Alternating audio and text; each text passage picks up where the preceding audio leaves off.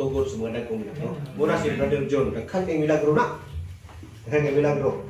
Ako, lahit ko siguro ako ang dalan. Kaya dili ko kaya ng mga milagro nga yan tabo, dili na kaya na ito John. Mamatay na na sa kakuyaw. Krista. So, kaya ta. Pangutana, gano'n na ang kadinhi. Orang ina. Ngano gihawa ka sa iglesia? Wala may Ginoo sila. Naadre ato ang Ginoo. Ino may rason. Nakailan na sila Ginoo, gibantayan na sila sa Ginoo. Buot ba ang Israel gibiyaan ba sa Ginoo sa unang panahon bisag nagpakasala sila? Wala, pero naggamit ang Ginoo og katawhan nga wala sa Israel. Nagkuha siya mga katawhan nga dili sulod sa Israel. Mabasa ba nimo sa balang kasulatan nga ang Ginoo nagkolekta siya og mga katawhan nga disipulo nga sulod gyud membro sa Israel sa templo? Wala. Katos Pablo. Naba dito sa templo nagserbisyo. Ha? Sanhedrin to siya. Ang Sanhedrin mura na siya korte. Oh. Kay mura na siya og kanang kato kay naman sila kung galingon nga judiciary na dito sa Pablo, pero wala to siya sa templo gyud nga nag-serve siya. So, bot pa sa bot, si Ginoong Hesus nangita siya katawhan nga kanang matinud-anon nga servisyo niya nga walay komisyon. So, di ko tamigon nga sila wala gigamit gyapon sila. Pero di ana matas katapusan panahon. Kinahanglan man ang Ginoo nga musinggit sa walay kukadlok nga ang sala sa banay ni Jacob ug Israel isulti. So karon, sabi itong isulti. Nisulti ta, nisinggit ta tungod kay ang Dios nga gialagaran sa karaan ng Israel o sa modernong Israel dunay nausap. Wala siya. Unsa man nausap? Ang balaang kasulatan mga kaigsunan, ang Ginoo ni Adan ug ni Eva igo na ba ang alang kanato? Dugangan ba nato ang Ginoo ni Adan ug ni Eva? Dili na to. Pero ganun isulod man tungod kay sa tanas mga kaigsunan, ang Trinity nagsugod dili dinhi sa yuta. Dito pas langit nagsugod ng Trinity concept. Din, kanusa? Unsa paagi? Ato na nang nahibawan, ang uban wala nahibaw. Nga ang honor dito sa langit ang amahan ug ang anak. Kung pag-declare sa amahan, kauban sila sa mga manununda nga si Ginoong Hesus mao pa ang giila nga prinsipe. Pag-declare niya nga siya ang anak sa Dios, o niya ang prinsipe usab sa laing manunundang bahin si Lucifer, nasina siya. Sa iyang kasina, gusto po niya nga ma-worship siya. So sa iyang kaligot-got, wa siya ni direkta sa amahan o sa anak na dili na pwede. Apil po ko. Diyan siya nito. Dito siya sa mga manununda. Iyang gibrinwas sa manununda nga, ako'y buhatag ni Jesus siya. So dito pala sa langit, sumala sa Isaias magkaigsunan 14. Doon na ay daghang idea. Ako, ituboy ko ang akong anak. Ay, ang congregation yang ituboy kung masimba siya. Muna ang kahimtang ni Lucifer. Muna nga, kung wala siya nasimba sa langit, dinisyuta na ning kamot siya nga masimba siya. Unya, salain nga pagkaagi nga sa lipat nga mga pagkaagi. Muna ang kahimtang ni Lucifer. Now, dito sa kanini ang pioneers and Trinitarian Trinity doctrines. Yan din yung kaigsunan. Atong tandi uli, inside na history ni. Ang una din ang pioneers nga ato ang mga una nga mga pangulo sa ato ang katukuranan nga pagtuo sa unang panahon. Ang ilang ituhan dunay usa ka Dios Amahan. Dunay usa ka anak nga bugtong anak nga mao si Ginoong Hesus gikan sa Amahan. O dunay espiritu nga presensya gahom gikan sa Amahan ug sa Anak. Sumala sa Episo 2:8. Apan sa Trinitarian concept igsoon mo na ni ang akbang. Ang Dios Amahan una nga persona sa Godhead o ang Dios nga Anak second nga persona sa Godhead O ang Dios nga Espiritu, ikatulo nga persona sa Godhead. Madawat man igsoon sa mga nagtuon sa Biblia o nagpahayag sa ato mga pioneers nga dunay tulo ka Dios. Malibog ka na o kinsay ato ang unahon na nag-appreciate. Muna nga dunay nag-ampo nga giilitok yun nga ang God, the Holy Spirit, kaya aron nga maangay sila. Pero kanang Espiritu sa una nato nga pagtulunan, bisag matawag nimo ng amahan, matawag nimo anak, ang Espiritu nagakauban na ingon nga presensya. So dili conflict. Kadua, si Jesus bugtong anak. O walay, o doon na siya sinugdanan sa panahon bisan sa katapusan. Apan diri sa pika sa Trinitarian doctrine, dunay tulo ka co-equal, co-eternal, yeah, si Jesus always existed and it is not reliant on the Father for His life. Subot pasabot, nga dunay tulo, o niya, kining ikaduha, si Ginoong Hesus, kanunay nga naa. Wala gipanganak. Unya, wala siya nag-agad kung unsay kabubuton sa amahan. Mabasa ba na sa Bible? Wala siya nag-agad? Wala kayo mabasa. Gani, si Ginoong Hesus ay sige siya ampo sa iyang amahan. Dahil kabubuton sa amahan na inutungan. Ikatulo, na punto. Doon ay duha lamang kabinuhat dito sa langit. Nga mao ang itawag ko Godhead. Only the Father and the Son involved in creation. Muni ang gitunan sa pioneers sa Biblia. O ang sa atbang ini misyonan, doon ay tulo kabinuhat, ingon nga Godhead sa langit. Kunya, o ang deception ni Satanas, ang iyang lances, the deception by Satan because he was not part of the council of God. O kini kay ikatuloy man si Lucifer dito sa langit, sawa pa siya nahulog, mo na nga naghimo siya og lances nga siya ma-appeal kay di man siya appeal sa council dito. Now, karon itudlo na nga ang tulo involved sa pagbuhat, kunya i-consider nga appeal siya dito. So muna ang concept sa Trinitarian. So sa inyo ang panguna-una sa atong panguna, dili ka mga bubuo ang Ginoo niya na. Uy, dili ka no makaigsunan. Bisan ako, bisan dili ko kabahin dito, pero mo insist ko wala na appeal. Dili na siya appeal. Dire sa laing bahin. Ang amahan, son relationship is real. Ang relasyon ni Kristo ingon nga anak og sa amahan tinuod yun na. Sa wala pa nag-incarnate si Jesus Christ, anak na siya daan. So karon, diri sa laing bahin, sa Trinitarian concept, God makes and Jesus brothers, twins, because they have existed at exact same time as co-eternal. Murag, dili na siya anak. Pwede na siya igsuon, kaluha. O niabot siya sa bisan nun sa panahon. Kay Diyos man siya. Dili man siya ingon nga sa lugar. O niya, heavenly rank before the fall of Lucifer, maugid ni ang kanini ang sinugdanan. Ang amahan, sawa pa na huluga. Amahan ang Diyos nga amahan, si Jesus Christ, ang anak sa amahan, ug si Lucifer. Siya man yun, sawa pa na hulog si Lucifer yun ang ikatulo dito. 3 ranks in heaven. Pero karon igsoon, sa pagkahulog na ni Lucifer, wala na siya appeal. Pero dinhi sa Trinitarian concept nga atong gitunan, doon ay tulog nga nisulod. Amahan, anak, Dios amahan, Dios anak, o Dios na Espiritu. So diin man ning Dios Espiritu naa ba ni siya sa Bible?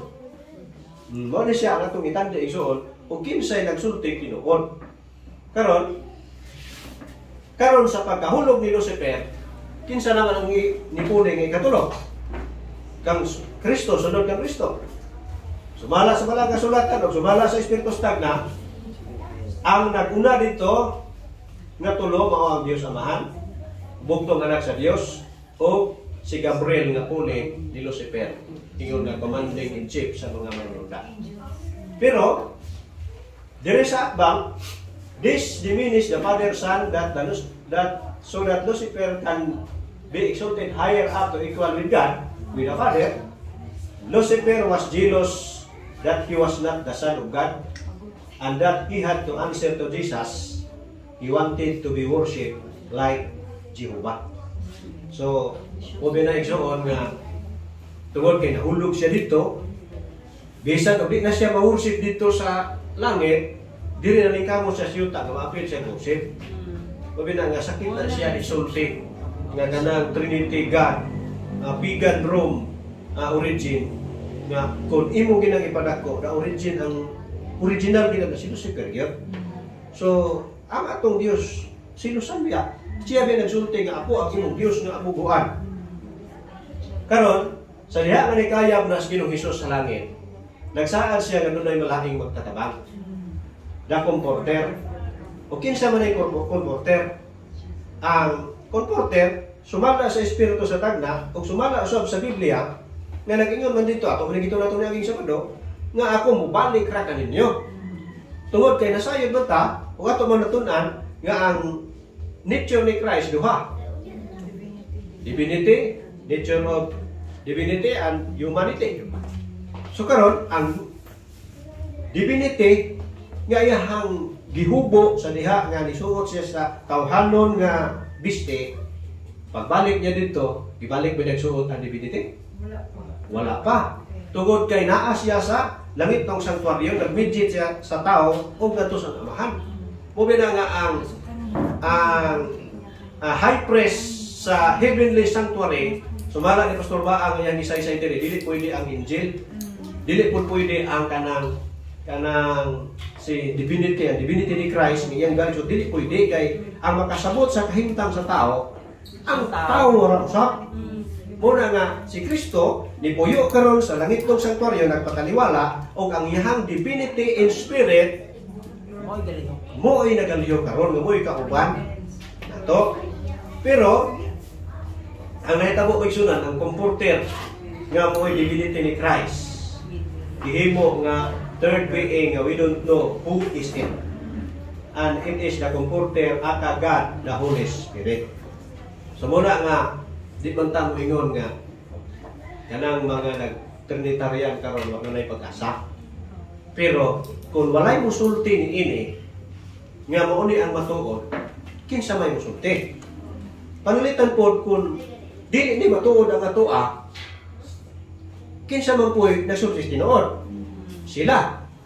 Nga ang Bible nagsulti man nga dito sa langit tuhar magyud ang mga ingon ta nga two being dito nga ingon nga God. So karon katapusan, the Spirit of God possessed already by God, it belongs to Him. So nasayon ta nga ang Espiritu sa Dios gikan ni sa Dios Amahan o Dios Anak. It is then sent through Christ and become the Spirit of Christ.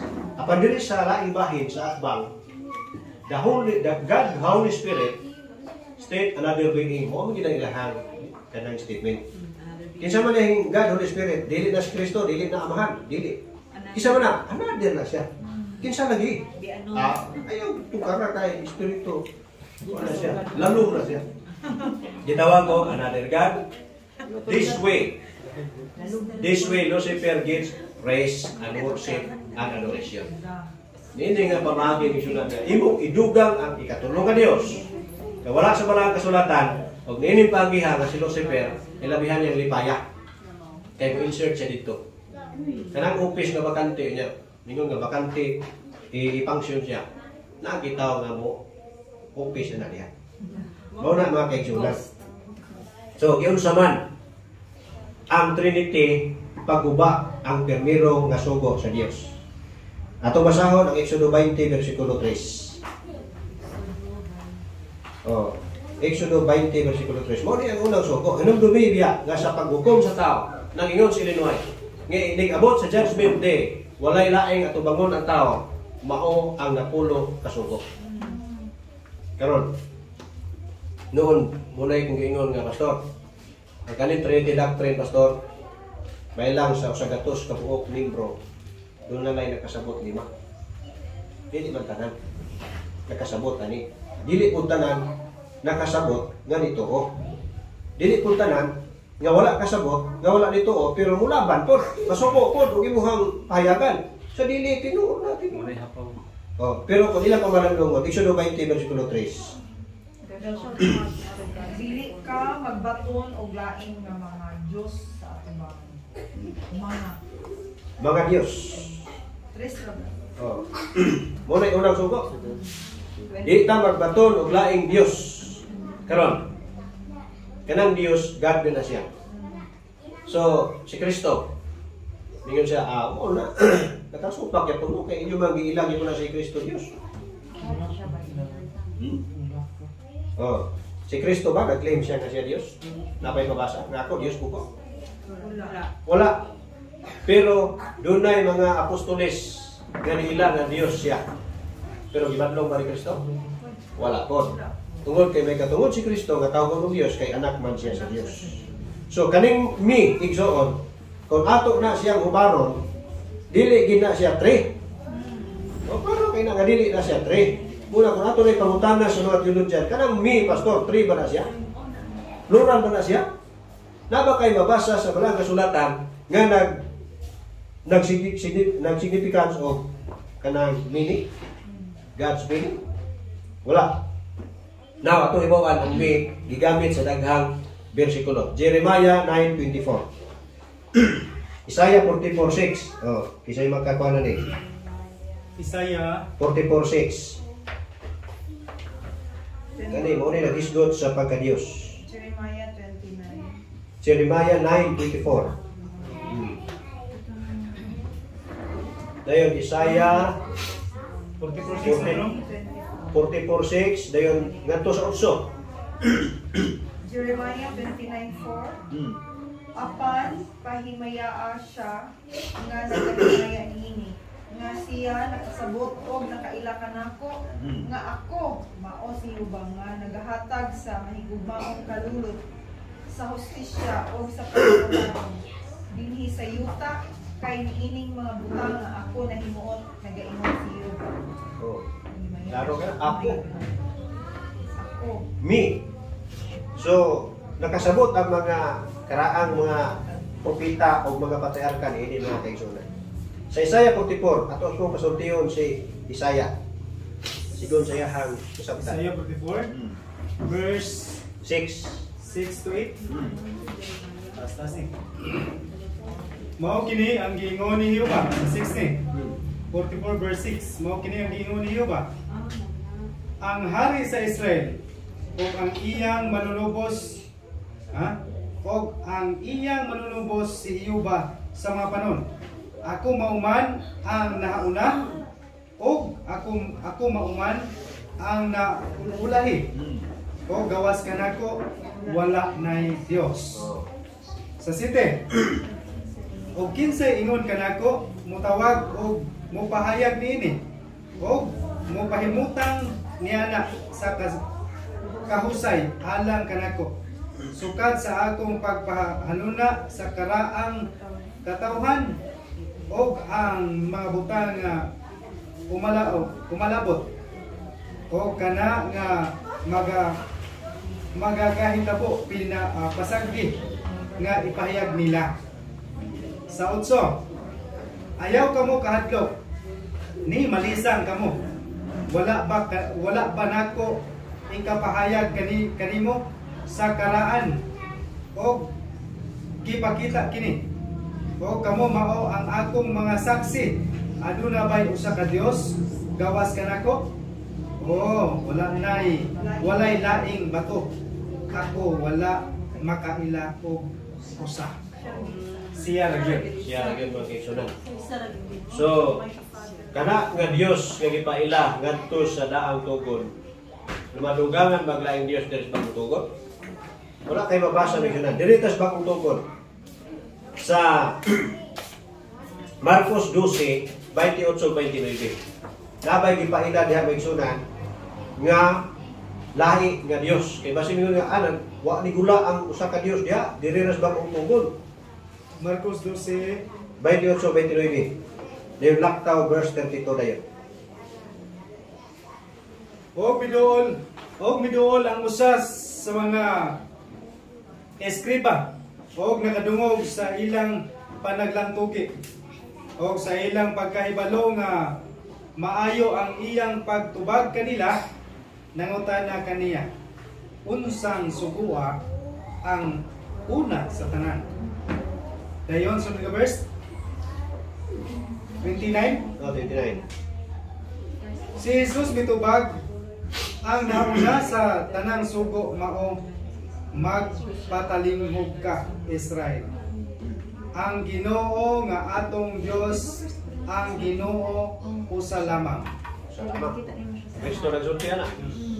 So wala siya ningon nga duhami. Salamat. 32. Laktaw sa 32. Naktaw sa 32 nagingon diri. Og miingon kaniya ang eskriba magtutudlo sa pagkamatuod matarong ang giingon nga siya usara og walay lain gawas kaniya. So, klaro mi na nga ang Hudiyo nagila usab kanunay usab ka Dios.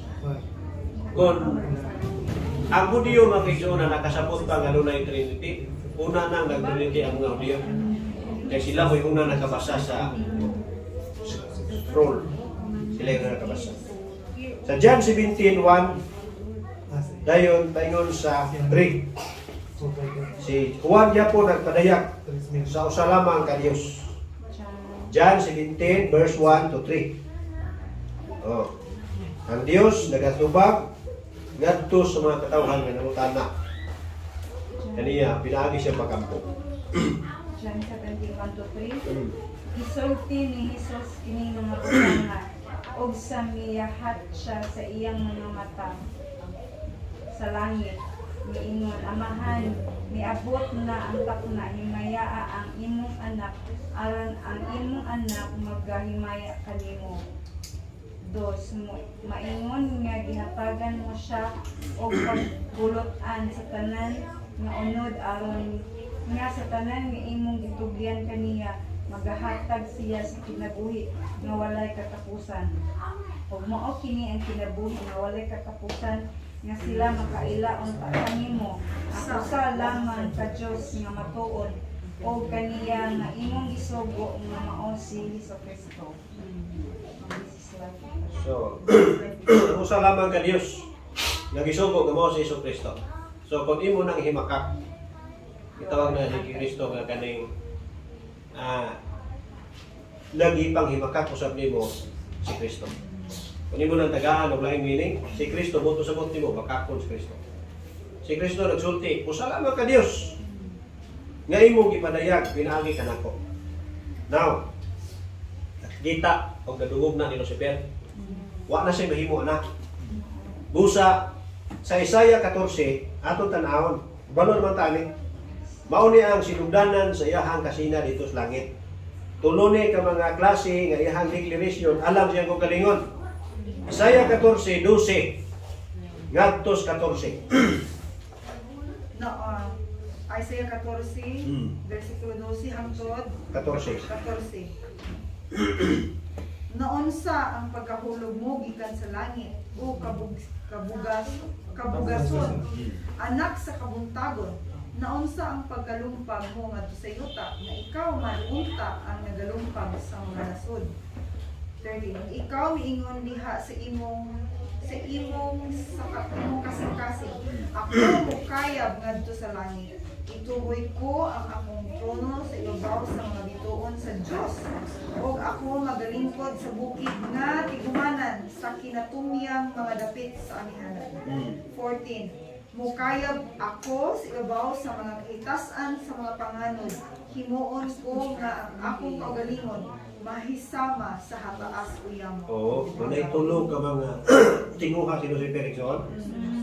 Ang una, iyahang ipaluna ang iyang trono labaw sa trono ng Diyos. Una ang iyahang kanang desire siya kasing-kasing ikaduha. Mulingkod siya sa iyahang kaning bukid sa kongregasyon. Nga palabuan niya ang Diyos. Ikatulo, may sama siya sa labing hataas nga binuhat. Muna ang iyang kaning tinguha. Lucifer wanted to be like God. Notice that never said above God. He wanted equally. Gusto siya nga equal siya. Muna nga Trinity, co-equal, co-eternal, co-existent. Klaro kami siya na. Nga kana nga concept dito kana sa langit sa wa pa siya nahawlog. Gusto siya nga makitupong siya. Dili gani siya gusto nga maubos siya sa amahan. Si Kristo, sugot ras Kristo nga maubos siya sa amahan. Kay sa Juan 14:28 ingon siya, ang amahan labaw kay kanako. Pero si Lucifer gusto siya mutupong sa amahan. Mula ba siya Kristo? Kay si Kristo ubos man sa amahan. Pero iyang apilon si Kristo dili tupong tunog. Co-equal, co-eternal. Muna isuon ang kaniniang kahimtang sa Trinity. Ngani sunod sa simbahan, dibog o ang Espiritu sa Dios nasubo na sa niana ng mga doktrina. In order in heaven, about that. Ang Dios, Amahan, is a moral governor as well as the Father. He is the lawgiver, he makes and execute his law. O ang Satanas, ingon siya kanang imong sugo, dili na matuman. Dili na matuman. Muna yung accuse. Ikaduha, The Spirit of Prophecy, Volume 2, page 9, ingon, the Son of God was next in authority to the great lawgiver. Si Ellen White, nagsulti siya nga ang anak sa Dios mo'y ikaduha nga authority nga maghatag og balaod. Pero ang yawa, gusto po siya nga maghimo ko sa iyang balaod. Dayon, Signs of the Time, April 4, 1900, nag-ingon po itong propeta, Satan was once encountering cherub in the heavenly courts, and the angels next in power to Christ himself. Gusto siya nga makitupong kung ano ang kinaiya ni Lucifer mga kaigsunan. Karon, kung ato ni siya ang pamalandungon, nasayop ba ta sa ato ang gibarugan karon? Una inginan ko si Pastor Serrano. O Pastor, diin mi nasayop. Sa amo ang gitindugan karon. Sa Biblia, pahayagi mi. Kung nasayop mi. Siya wala mo nasayop na diyan. Wala mo nasayop. Ang ato na magkauban na dita. Dita magbulag. Di na may tabo mag-ipon tamas daw. Kaya doon na manual ng church. Ang dili mo to kung sa doktrina sa Trinity, itawag siya o kanang traitor sa diba. Sa Mario Ezekiel, ang anointed cherub, nga gusto siya makitupok si Lucifer. Yeah, that was upon the holy mountain of God. Si Lucifer niya po, nga gusto siya nga maghiwo po siya diha. O niya, hangtod nga ang pagkadaotan nakitaan sa iyahang kaugalingon. Ini kinaiya magsunan nga dili mo paupos. Kinaiya na di Lucifer. Iya na di Lucifer. Una nga, usahay, nabi mo na ito kinaiyahan. Kasi naano na to kay naamantay dugo sa kanini ang pagka-Luciferian. Oh, ilo na kay nakato ginikanan baya na pamya inikaon magin ato pagkaon niya wa ko tagabalo. Ingon si Pastor de la Piña sa motsyonan ang lumay sa una pa na. Nagtuo mo katong gikaon ni iba wa to lumay. Grabe lumay ang sini. Grabe lumay ang motsyonan. Kunya naato siyang dugo. Ano to na-inherit? Na-inherit na. Muna nga, sabi ninyo, nakabasa ko sa sinulat ni Limay, nga sa diha nga nakaibalo silang adan si Eva. Ang ilang kauban biya sa Garden of Eden, Jesus Christ ba? Jesus Christ. Pagkaibalo nila nga ang pinaagi sa anghel nga tungod sa inyong gibuhat si Jesus Christ mamatay tungod ninyo. Ingon si Adan o si Eva, ayaw. Bahalag kami nalay mamatay. Ayaw lang gusto nga. Di lang gusto mamatay na si Jesus Christ. Pero, ingon sumala dito sa Espiritu Stagna. Humana ang iglesia dito sa langit. Tungod kay kung dili dito manon ang inyong kinabuhi, di na yun masumpayan. Kung inyong insist sila, dili. Bahalag kami mamatay. Tunang kami may nagkasala. Pero, si Kristo, Humana to, dili na nila makita ang naong Kristo. Go to sign nga ang pagkalagyo sa himaya sa Dios. Di naman po sila katutok, buto na nagtago sila sa kamingawan kung si Kristo hulay nga, hain man mo. Natago sila. Naaraman ni diri. Ingon si Kristo. Nganong mga ulaw man mo, sabi niyong himo di ay. Nikaon mo sa akong giingon ninyo nga dili ang pagkaon. Ingon nga, ilaha lang nga, yan ko sila nga nakasala. So, ang Bible, nagatubag, o ang Iglesia nagaingon sa fundamental belief number 5, nga God, the eternal Spirit, extends spiritual gift to the church. Kaya ang Bible nagsulti nga ang Dios Amahan o ang Anak extends spiritual gift to the church. Pero sa ilaha sa definition sa church, ang God, the eternal Spirit, mao kunoy naghatag espirituhan o gasa sa Iglesia. So karon gasa kaha ang madawat nato kung yun ana ang pag-ila nato sa Espiritu. Nga ang tag-iya sa Espiritu mao ang Dios Amahan, pero diri sa church nga definition dili na tag-iya ang Amahan o ang Anak, kundi dili ka ugalingon na sa Espiritu. So karon igsuon, dili nato ikadinay nga bisan kita sa didto pa ta. Dili ta maning kamot ang atong mga kinaiya o mga karakter sukwahi sa balang Espiritu.